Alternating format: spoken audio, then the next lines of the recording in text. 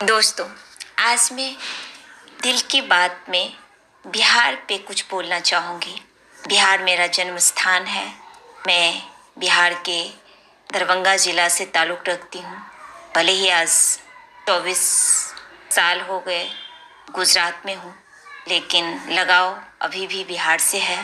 इसीलिए कहीं न कहीं दिल से तो जुड़ी ही हूँ। बिहार भारत का एक खास, अलौकिक, अतुलनीय और बहुत तेजी से विकास करता हुआ राज्य है। सिर्फ ये मेरा ही नहीं, बल्कि बिहार में जन्मे हर वो महान व्यक्ति जैसे लाल बहादुर शास्त्री जी, दिनकर जी और बाकी हम सभी, सबका जन्म स्थान है। तो लगाव तो स्वाभाविक है, होगा ही।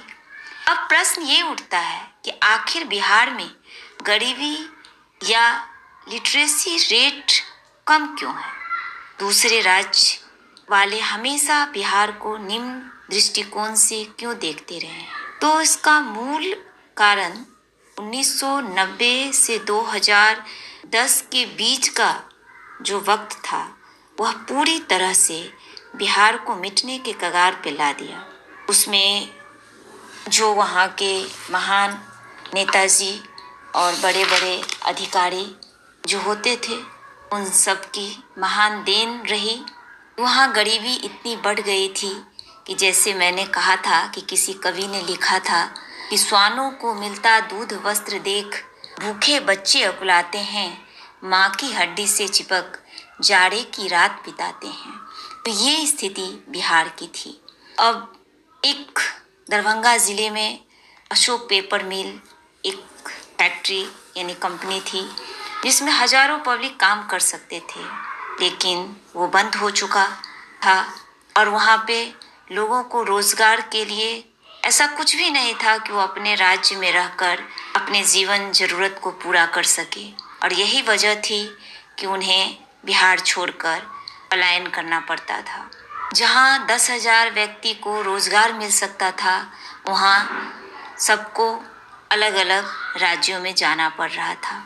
अब दूसरे राज्य में जाना, वहाँ पे रोजी रोटी कमाने के लिए उनके पास बिजनेस धंधा करने के लिए पहले भी पैसे नहीं होते थे, आज भी बहुत रेयरली है। अभी भी रेशियो बहुत कम है जो सक्षम है कि हाँ, मन से और आर्थिक दृष्टिकोण से कि व्यापार करने की सोच सके।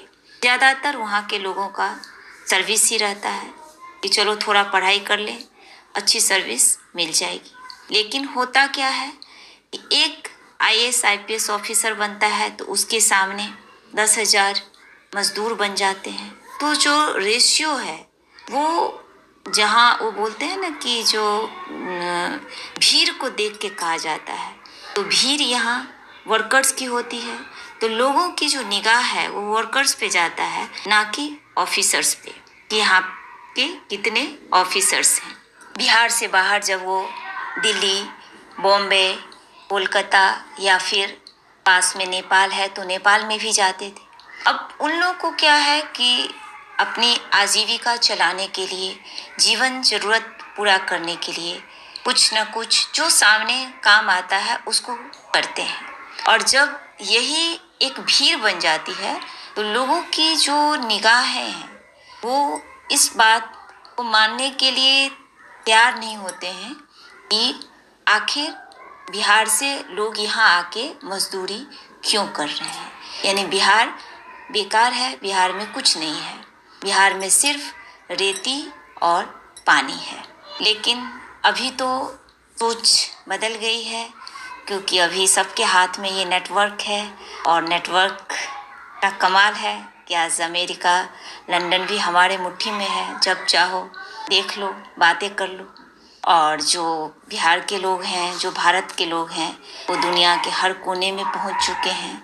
तो अब किसी भी चीज़ की जानकारी लेना बहुत आसान है।